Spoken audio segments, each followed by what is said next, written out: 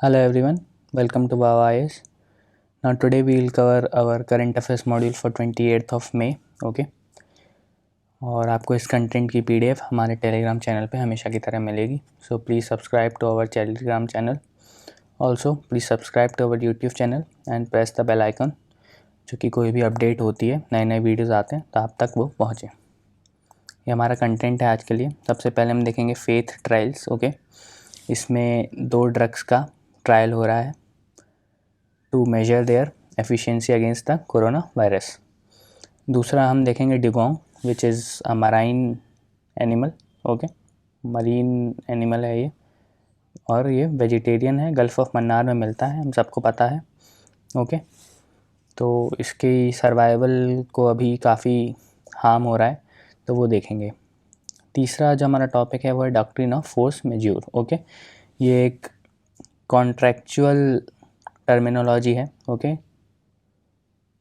Indian जो contracts होते हैं उनके लिए काम आता है. अभी काफ़ी सारी कंपनीज़ कोरोना वायरस के टाइम पे अपने जो कॉन्ट्रैक्चुअल ऑब्लिगेशंस हैं उनको फुलफ़िल नहीं कर पा रही हैं, तो उस कॉन्ट्रैक्ट से एग्ज़िट करने के लिए ये एक क्लॉज है. इसके बारे में थोड़ा डिस्कशन करेंगे, बहुत ज़रूरी नहीं है बट स्टिल.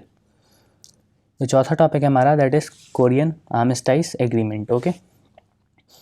तो अभी गन फायर हुए थे, वायलेशंस हुए थे. जो भी आर्मिस्टाइज हुआ था उसके वायलेशंस हुए थे. उस पर यूएन ने एक इन्वेस्टिगेशन बिठाई थी, ओके? इन्वेस्टिगेशन कंडक्ट कराई थी. उसमें बोला गया है कि both the Korean sides are at fault, okay? North Korea और साउथ कोरिया दोनों के बीच गन फायर जो एक्सचेंज हुए थे उसमें दोनों की ही फॉल्ट है, दोनों ने वायलेट किया है आर्मिस्टाइज एग्रीमेंट को. तो वो थोड़ा सा जानेंगे. अगला जो टॉपिक है वो हमारा एक ओपेड है, understanding the monetisation of deficit, okay? काफ़ी सारी डिमांड्स आ रही हैं कि भैया पैसे छापो और बांट दो, है ना? तो वो डिस्कस करेंगे कि क्या क्या डिसएडवांटेजेस हो सकते हैं और क्या क्या एडवांटेजेस हो सकते हैं. लास्ट टॉपिक जो हमारा है वो है चारू म्यूजिल, ओके? सो ये एक इन्वेजिव वैरायटी है म्यूजिल की, और ये साइक्लोन ओकी आया था 2017 में, आपको सब लोगों को याद होगा साइक्लोन ओकी. उसी के थ्रू ये आ गई है, और अब इससे क्या क्या बायोडाइवर्सिटी को हार्म हो रहा है वो हम देखेंगे. तो चलिए बढ़ते हैं. सबसे पहला जो हमारा टॉपिक है that is faith trials, okay? So basically 2 drugs हैं. पहला है फेविपिराविर और दूसरा है उमेफेनोविर, ओके? इन 2 ड्रग्स का ट्रायल होने वाला है कोरोना वायरस पेशेंट्स पे, ओके? अब फेथ एक एक्रोनिम है, अब फेथ का हम फुल फॉर्म देख लेते हैं. तो faith is favipiravir plus umifenovir efficacy and safety trial in Indian hospital setting, okay? ये एक बड़ा टर्म है काफ़ी. सो आगे हम देखते हैं कि अब ये ट्रायल कैसे होने वाले हैं. तो सबसे पहले दिन में आपको डे 1 पे फेविपिराविर की 1800 mg की डोज दी जाएगी, 1800 mg, और यूमेफेनोविर की आपको 800 mg की डोज दी जाएगी ऑन डे 1. ये डे 1 की बात की हमने, ओके? नाउ अगले दिन से मतलब डे 2 से 14th डे तक आपको दोनों की 800 mg की डोज दी जाएगी, ओके? 800 mg की. तो ये तो इसका स्ट्रक्चर हो गया कि कैसे ये ट्रायल्स कंडक्ट होंगे, ओके? नाउ इसकी एफिशिएंसी इस ट्रायल के थ्रू देखी जाएगी कि ये दोनों ड्रग्स कैसा परफॉर्म करते हैं, ओके? और duration of treatment as we have seen 14 days होगा, ड्यूरेशन 14 डेज़. और पेशेंट्स को डिस्चार्ज कब किया जाएगा? जब उसके 2 कंसेक्यूटिव टेस्ट नेगेटिव आ जाएंगे कोरोना वायरस के लिए. 2 कंसेक्यूटिव टेस्ट नेगेटिव आ जाएंगे, उस केस में पेशेंट को डिस्चार्ज कर दिया जाएगा. अब ये तो हमने फेविपिराविर और उमेफेनोविर की बात की. अब एक हम ड्रग्स देखेंगे जो कि इबोला वायरस के लिए यूज़ होती थी, दैट इज़ रेमडेसिविर. ये इंपॉर्टेंट नहीं है लेकिन शायद अभी काफ़ी ड्रग्स चल रही हैं इन सब की वायरल इन्फेक्शंस की, तो पूछ सकता है, मैच द फॉलोइंग में क्वेश्चन आ सकता है, ओके? सो रेमडेसिविर इबोला वायरस के लिए थी, और रोटेनाविर ये HIV के लिए ये ड्रग्स हैं, ओके? तो आपको ये नाम हल्के हल्के याद रखने हैं. और इसके अलावा ये तो फेथ ट्रायल्स हो गया. एक सॉलिडेरिटी ट्रायल भी हुआ था, अगर आपको याद हो, जो WHO ने कराया था, उसमें भी ड्रग्स की इफ़िशिएंसी को ही नापा गया था, ओके? Solidarity trials. तो इसके बारे में अगर आपको पढ़ना है तो आप हमारे पुराने करंट अफेयर्स मॉड्यूल्स को रेफ़र कर सकते हैं. अब हम आगे बढ़ते हैं. अगला जो हमारा टॉपिक है वो है dugong, okay? So what is dugong, सबसे पहले वो देखते हैं। डुगोंग को हम कॉमनली सी काऊ भी बोलते हैं, ओके, सी काऊ। और ये एक मैमल है, मरीन एनिमल है, मैमल है, ओके, एंड हर्बीवोरस है। ये इसके कुछ इंपॉर्टेंट कैरेक्टरिस्टिक्स हैं, हर्बीवोरस है ये, ठीक है। ये सी ग्रास खाता है और एक दिन में ये लगभग 40 किलो सी ग्रास खा सकता है, तो इसकी डाइट काफ़ी हैवी है। Now it is a flagship animal of the gulf of Mannar marine national park, okay. ये चीज़ बहुत इंपॉर्टेंट है, गल्फ ऑफ मन्नार में ये पाया जाता है। क्या सिर्फ गल्फ ऑफ मन्नार में पाया जाता है? तो इट्स नॉट करेक्ट। ये गल्फ ऑफ मन्नार तो हमने देख लिया, इसके अलावा gulf of Kutch, okay, and Andaman and Nicobar island, इनके जो शैलो कोस्टल वाटर्स हैं, शैलो कोस्टल वाटर्स, उनमें ये एनिमल पाया जाता है। इमेज में आप देख सकते हैं इसकी, okay. Shallow islands, shallow coastal waters जो हैं बेसिकली। अब आप मैप में देख सकते हैं कि इसकी रेंज कितनी है। ये तो इंडिया में हो गया, gulf of Kutch, Andaman and Nicobar island, and this is gulf of Mannar. फिर इसके अलावा ये आप ईस्टर्न अफ्रीका में इसकी रेंज देख सकते हैं, ओके। ईस्टर्न अफ्रीका में भी आपको ये मिल रहा है और साउथ ईस्ट एशिया में भी देखने को मिल रहा है, पैसिफिक आइलैंड में तो काफ़ी ज़्यादा इसकी रेंज है, ओके। ना इसका क्लासिफिकेशन क्या है? तो ये एंडेंजर्ड स्पीसीज़ है, okay. This comes under the endangered category of IUCN, और schedule 1 of the wild life protection act में भी इसको प्रोटेक्शन मिली हुई है, okay. Now why does it need urgent protection? तो इसको काफ़ी सारे थ्रेट्स हैं। सबसे पहला थ्रेट है इसकी हैबिटेशन को। तो ये जैसा कि आप जानते हैं सी ग्रास खाता है, और ओवर्ट फिशिंग, फिशिंग तो आपने सुनी है, जब फिशिंग ओवर्टली फिशिंग होती है। और दूसरी चीज़ ये है कि हैवी ट्रॉलर्स का जब यूज़ होता है, सो हैवी ट्रॉलर्स के थ्रू सी ग्रास भी उखड़ जाती है, जिससे इनके फूड पे काफ़ी असर पड़ता है। दूसरा पॉल्यूशन बहुत बड़ा एक कॉज है, ओके, जिससे पूरी सीज़ इफ़ेक्ट हो रही हैं और इससे इसके हैबिटेशन भी इफ़ेक्ट पड़ रहा है। अब एक और चीज़ हम देखते हैं, फैक्ट, वो है कि 250 डिगोंग्स बचे हुए हैं gulf of Mannar, gulf of Kutch और अंडमान एंड निकोबार आइलैंड में मिला के, ओके। ये जूलॉजिकल सर्वे ऑफ इंडिया ने एक सर्वे कराया था 2013 में, और उसमें ये बताया गया कि केवल 250 डिगोंग्स अभी इंडियन वाटर्स में हैं। नाउ एक और जो इम्पॉर्टेंट फैक्ट है वो ये है कि क्या डिगोंग्स हमेशा से इन्हीं 3 रीजन्स में पाए जाते थे? The answer is no. ये पहले एंटायर कोस्ट ऑफ इंडिया को कवर करते थे, entire coast, okay. Some 200 years before ये एंटायर कोस्ट को कवर करते थे, बट धीरे धीरे ये एक्सटिंक्ट हो गए। और एक और चीज़ जो इम्पोर्टेंट ये है कि जो सी ग्रास उड़ीसा की चिल्का लेक में पाई जाती है, वो प्रॉपर हैबिटेशन प्लेस हो सकता है डिगोंग्स का, ओके। नाउ अब हम आगे बढ़ते हैं, हमने कवर किया। Now next topic is doctrine of force majeure. इसमें हम बहुत डिटेल में नहीं जाएंगे, इसके पूछने के जो पॉसिबिलिटीज़ हैं वो काफ़ी कम है, but still as a topic we will see it. तो सबसे पहले फोर्स मेज्योर है क्या चीज़? सो बेसिकली काफ़ी सारे कॉन्ट्रैक्ट्स होते हैं, एज़ यू ऑल नो, और कोविड के टाइम पे क्या हो रहा है कि कंपनीज़ अपने कॉन्ट्रेक्चुअल ऑब्लिगेशंस को फुलफ़िल नहीं कर पा रही हैं। तो ये एक एग्ज़िट स्ट्रेटजी ढूंढ रही हैं कि कैसे कॉन्ट्रैक्ट को टेम्पोरेरीली सस्पेंड किया जा सके। Now what is force majeure? तो सबसे पहले जानने वाली बात जो ये है कि कॉन्ट्रैक्ट जो 2 कंपनीज़ के बीच साइन होता है या 2 एंटाइटीज़ के बीच साइन होता है, उसमें ही फोर्स मेज्योर का क्लॉज होना चाहिए, तभी ये एप्लीकेबल होगा। अगर फोर्स मेजर का क्लॉज नहीं है आपके कॉन्ट्रैक्ट में, तो आपको फिर दूसरे जो लीगल रेमेडीज़ हैं उनको अपनाना पड़ेगा, ओके। सो ये कॉन्ट्रैक्ट में ही होता है, और कॉन्ट्रैक्ट में ही इसके नेगोशिएशंस होते हैं कि इन केस फोर्स मेजर क्या है अब, कि कोई भी चीज़ जिसकी वजह से आप अपना कॉन्ट्रेक्चुअल ऑब्लिगेशन पूरा नहीं कर पा रहे हैं, कोई भी ऐसी अनफोर्सीन सर्कमस्टांस हुए, तो उस केस में क्या होगा, ओके। सो ये जो अनफोर्सीन सर्कमस्टेंसेस हैं, कौन कौन से सर्कमस्टेंसेस होंगे जिसमें फोर्स मेजर का जो क्लॉज है वो लागू होगा, तो वो सर्कमस्टेंसेस भी आपको जो कॉन्ट्रैक्ट है उसमें नेगोशिएट करने पड़ेंगे।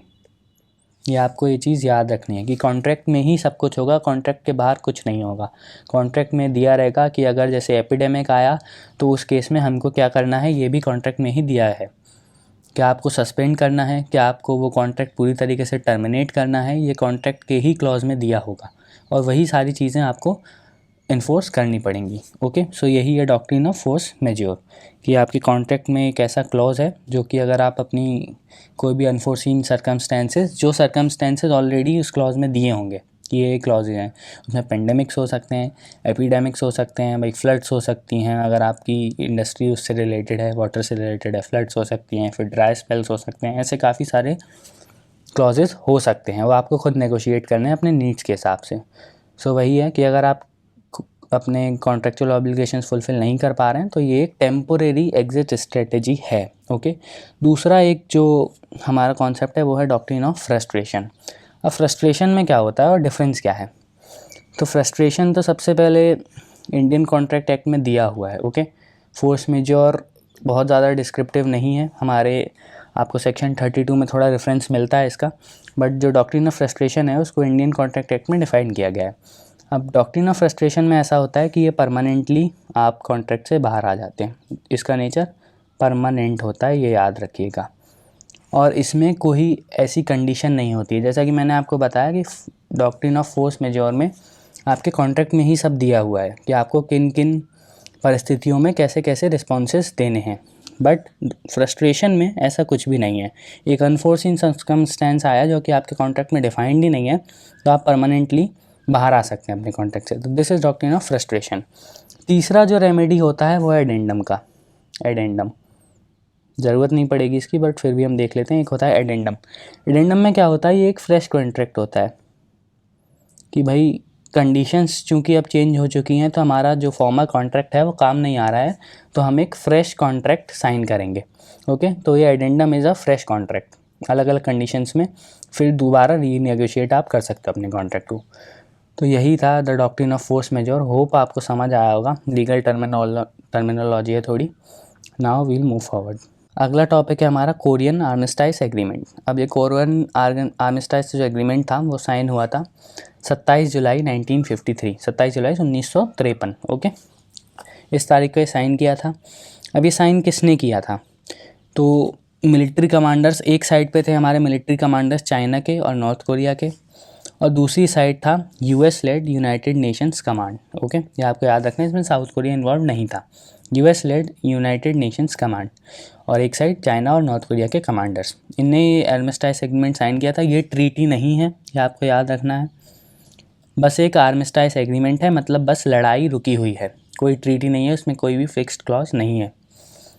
ठीक है, अब अभी गन फायर एक्सचेंजेस हुए साउथ कोरिया और नॉर्थ कोरिया के बीच डीमिलिटराइज जोन में। ओके, जहाँ पे आर्मिस्टाइज एग्रीमेंट साइन हुआ, जहाँ पे युद्ध रुक गया था, वहाँ पे एक डीमिलिटराइज जोन है। ओके, ये जैसा कि आप देख सकते हैं। तो यहाँ पे गन फायर एक्सचेंजेस हुए, उसमें यूएन ने एक इन्वेस्टिगेशन कंडक्ट कराया और ये बोला कि दोनों ही साइड फॉल्ट हैं, दोनों ने वायलेशन किया है। तो यही इस न्यूज़ का रेलेवेंस था। अब हमने एक टर्म जो अभी लिया था वो था डीमिलिटराइज्ड जोन।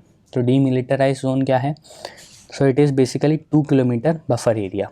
ओके, एक कोस्ट से दूसरे कोस्ट तक ये स्ट्रेच करता है। ओके, कंट्रीज़ को इसने डिवाइड कर रखा है।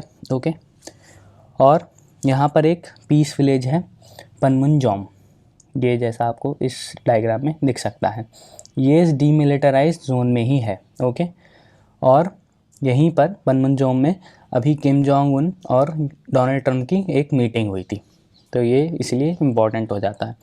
अब क्योंकि ये नो मैंस लैंड रहा है काफ़ी टाइम तक, ये पूरी लाइन पे कोई भी मिलिट्री और कोई भी आदमी नहीं है, नो मैंस लैंड, तो यहाँ पे काफ़ी अच्छी वाइल्ड लाइफ फ्लरिश करती है। ओके, अगला जो टॉपिक है हमारा वो है understanding the monetisation of deficit. ये एक ओपेड है, इसमें काफ़ी सारे सजेशंस हैं और एक हिस्टोरिकल पर्सपेक्टिव से चीज़ों को देखा गया है। नाउ सबसे पहले मोनेटाइजेशन ऑफ डेफिसिट क्या होता है?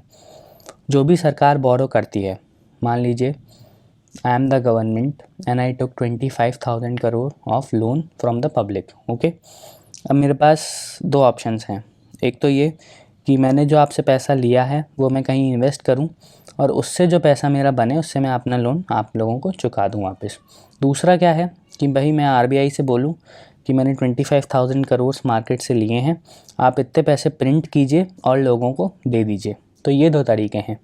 जो दूसरा वाला तरीका है जिसमें मैंने पैसे छपवाए आरबीआई से और लोगों में बंटवा दिए, that is monetisation of deficit. मतलब जो भी मैंने पैसा लिया उसको पैसा छाप के पूरा कर दिया गया। This is basically monetisation of deficit. Okay, सब आप समझ गए हैं कि दो तरीके हैं, या तो आप प्रोडक्टिव यूज़ में उस पैसे को लगाइए, गवर्नमेंट प्रोडक्टिव यूज़ में लगाए और पैसा लौटाए, या फिर मोनेटाइजेशन करे। अब थोड़ा हिस्ट्री में जाते हैं। तो पहले ऐसा ही होता था, गवर्नमेंट क्या करती थी कि बोरो किया, बोरो करके गवर्नमेंट ने बोला कि भाई पैसे बांट दो, या फिर गवर्नमेंट ने सीधे आरबीआई को बोला कि हमको पैसे की ज़रूरत है, आप पैसे छापो और हमको दो। Now this ended in 1997। 1997 में लोगों को रियलाइज़ हुआ, काफ़ी टाइम से रियलाइज़ हो रहा था कि इससे डिसएडवांटेजेस हो रहे हैं काफ़ी सारे। सबसे पहले तो इन्फ्लेशन बढ़ जाता है, आपने मनी सप्लाई खूब सारी बढ़ा दी तो ऑब्वियसली इन्फ्लेशन बढ़ जाएगा। तो 1997 में एक एग्रीमेंट साइन हुआ between RBI and the government, okay. और इसमें ये बात की गई कि RBI would operate only in the secondary market through the OMO route. OMO क्या है? Open market operations, open market operations, okay. अब आरबीआई मोनेटाइज नहीं कर सकता है। अगर सरकार को पैसा चाहिए तो सरकार बोरो करना पड़ेगा सरकार को, ओके। और आरबीआई कैसे ऑपरेट करेगा? अगर जैसे लिक्विडिटी क्रंच है, मार्केट में पैसा नहीं है, तो आरबीआई क्या करेगा? आरबीआई उस पैसे से जो गवर्नमेंट सिक्योरिटीज़ हैं उनको ख़रीदेगा और ऐसे मार्केट में पैसा आ जाएगा। आरबीआई पैसे बाहर निकाल रहा है और गवर्नमेंट सिक्योरिटीज़ ख़रीद रहा है, तो पैसा ऐसे मार्केट में आ जाएगा। तो these are open market operations, okay.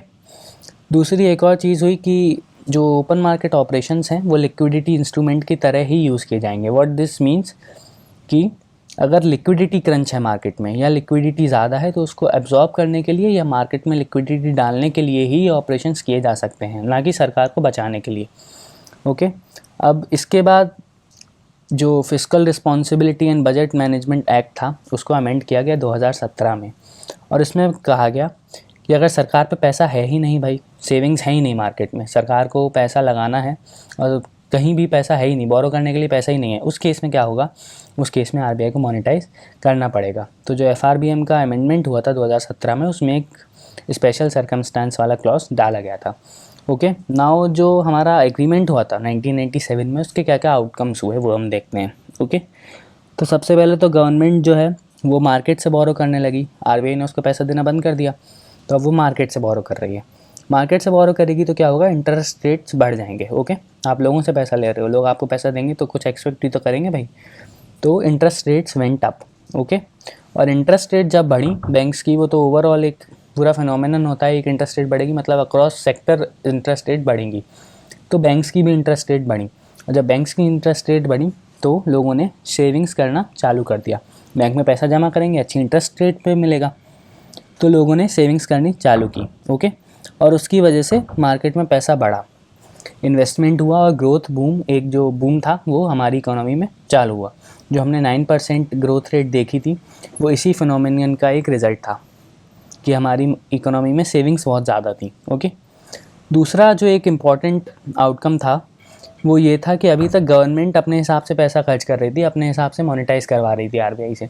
सो जो इन्फ्लेशन था वो डिपेंड कर रहा था गवर्नमेंट पे, ओके। इन्फ्लेशन डायरेक्टली डिपेंड कर रहा था गवर्नमेंट स्पेंडिंग पे। बट अब ड्राइवर सीट पे कौन आ गया? आरबीआई। इन्फ्लेशन को सिर्फ यही मॉनिटर कर सकता है, तो अब ड्राइवर सीट पे आरबीआई आ गया, ठीक है। तो हमने ये चीज़ें देखी कि कैसे मॉनिटराइजेशन से कुछ कुछ लॉसेस हो सकते थे, कैसे ये बंद हुआ, और कैसे एफआरबीएम एक्ट के अमेंडमेंट से आप फिर से मोनेटाइज कर सकते हैं ज़रूरत पड़ने पे, ओके। नाउ कुछ एक्सपर्ट्स कह रहे हैं कि मोनेटाइज करना चाहिए अब आरबीआई को, बट जो कि अभी सिचुएशन है और जो एक्सपर्ट्स हैं उनका कहना है ये है कि मार्केट में पैसा बिल्कुल नहीं है, सेविंग्स नहीं है, तो गवर्नमेंट खर्च कैसे करेगी? अगर गवर्नमेंट से खर्च करवाना है तो आपको पैसा बनाना पड़ेगा, प्रिंट करना पड़ेगा। देखिए एक चीज़ समझ लीजिए कि प्रिंट दोनों केस में हो रहा है, अगर ओएमओ ओपन मार्केट ऑपरेशंस हो रहे हैं और मोनेटाइजेशन हो रहा है, दोनों केस में मनी तो प्रिंट हो रहा है, बट दोनों को कैसे यूज़ कर रहे हैं दैट इज़ डिफरेंट। तो ये चीज़ बहुत समझने वाली है, दोनों केस में आपको पैसा प्रिंट करना पड़ रहा है, बट उसका यूज़ कैसा हो रहा है और उसके आउटकम्स क्या मिल रहे हैं वो दोनों अलग अलग हैं, ओके। तो नाउ जो एक्सपर्ट्स कह रहे हैं कि भाई पैसा छापो और सरकार को दो, उस चीज़ का बेस क्या है, वो क्यों ऐसा कह रहे हैं? तो वो ऐसा इसलिए कह रहे हैं कि अगर जैसे मान लीजिए पैसा है ही नहीं मार्केट में, और मैं एज अ जनरल पब्लिक जानता हूँ कि मार्केट में पैसा नहीं है, और सरकार अगर मुझसे फिर भी पैसे की उम्मीद कर रही है, तो मुझे ये दिख रहा है कि सरकार पे पैसा लौटाने के लिए तो है नहीं, तो मैं अगर रिस्क ले रहा हूँ तो मैं रिटर्न भी ज़्यादा एक्सपेक्ट करूँगा। तो जो बॉन्ड यील्ड्स हैं, अगर सरकार बॉन्ड लॉन्च करती है तो उसके जो यील्ड्स हैं वो बहुत हाई चले जाएंगे, मतलब मैं बहुत ज़्यादा एक्सपेक्ट करूँगा, क्योंकि रिस्क इतना ज़्यादा मैं ले रहा हूँ तो उसी हिसाब से मैं इंटरेस्ट भी एक्सपेक्ट करूँगा कि मुझे ज़्यादा मिलेगा। ओके, सो बॉन्ड यील्ड्स बहुत बढ़ जाएंगी, ऐसे एक्सपर्ट्स का कहना है। तो ये रोकने के लिए आरबीआई को पैसा छापना चाहिए। ओके, नाउ अब सिचुएशन, रियलिटी सिचुएशन क्या है अभी। सबसे पहले सिचुएशन इतनी ग्रिम नहीं है जितना एक्सपर्ट्स बता रहे हैं कि भाई बॉन्ड यील्ड्स तो मतलब स्काई हाई चले जाएंगे, तो ऐसा कुछ भी नहीं है। इवन जब गवर्नमेंट ने अभी बोरो किया था कुछ टाइम पहले to the tune of 2.1% of its GDP, उस टाइम भी बॉन्ड यील्ड सिर्फ 6.17% की इंटरेस्ट रेट पे आके रुक गए थे। तो सिचुएशन अभी आउट ऑफ कंट्रोल नहीं है, मोनेटाइजेशन के अगेंस्ट है ये editorial. Okay, against. Now monetisation से इतना डरने वाली बात क्यों है। सबसे पहले तो मैंने आपको बताया कि जब मोनेटाइजेशन बंद हुआ और ओपन मार्केट ऑपरेशंस में आने लगा पैसा, तो उससे फ़ायदे क्या हुए। तो वही सारे इस चीज़ के घाटे हैं। अगर मोनेटाइजेशन दोबारा होगा तो वही सारे घाटे हो जाएंगे भाई। सबसे पहला जो घाटा होगा वो है आरबीआईज़ कंट्रोल ओवर मॉनेटरी पॉलिसी। हमने देखा कि ड्राइवर सीट पे आरबीआई आ गया, सरकार के हाथ से इन्फ्लेशन की कमांड छूटी और वो आरबीआई के हाथ में आई। अगर फिर से मोनेटाइजेशन होने लगेगा तो फिर जो इन्फ्लेशन है वो डिपेंड करेगा सरकार कैसे पैसा खर्च कर रही है, ना कि आरबीआई उसको कैसे कंट्रोल कर रही है। ओके, तो सबसे पहला इशू यही है कि जो इन्फ्लेशन की जो रस्सी है वो आरबीआई के हाथ से छूट के सरकार के हाथ में चली जाएगी। दूसरा, इससे जो क्रेडिबिलिटी है आरबीआई की इन्फ्लेशन करने की वो भी काफ़ी उसको हार्म होगा, क्योंकि आरबीआई कंट्रोल ही नहीं कर पाएगा। सरकार यहाँ से पैसा खर्च किया, इन्फ्लेशन बढ़ा, आरबीआई कुछ कर ही नहीं पा रहा है, तो आरबीआई की जो क्रेडिबिलिटी है वो काफ़ी कम हो जाएगी। तीसरा, जो यील्ड है बॉन्ड पे वो तो एनीवे ऊपर जा ही सकती है, क्योंकि मार्केट में पैसा नहीं है और रिस्क अगर लोगों को ज़्यादा लग रहा है तो रिस्क अगर लगेगा तो वैसे भी बॉन्ड की जो यील्ड है वो ज़्यादा जाने ही वाली है। एंड मोनेटाइजेशन, अगला जो इस आर्टिकल में बोला कि मोनेटाइजेशन इज़ नॉट इनएविटेबल। कुछ सर्कमस्टेंस ऐसे हो सकते हैं जिसमें मोनेटाइजेशन करना ही पड़ेगा। ओके, सो ये पूरा इस ओपेड में बताया गया था। आई होप आप लोगों को समझ आया हो पूरा। ओके, नाउ हम आखिरी टॉपिक के चलते हैं। ओके, जो लास्ट टॉपिक है वो दैट इज़ शेरुम्यूजिल। ओके, माइटेलस ट्रिगेटा, ये आप इमेजेस में देख सकते हैं ये सब कुछ।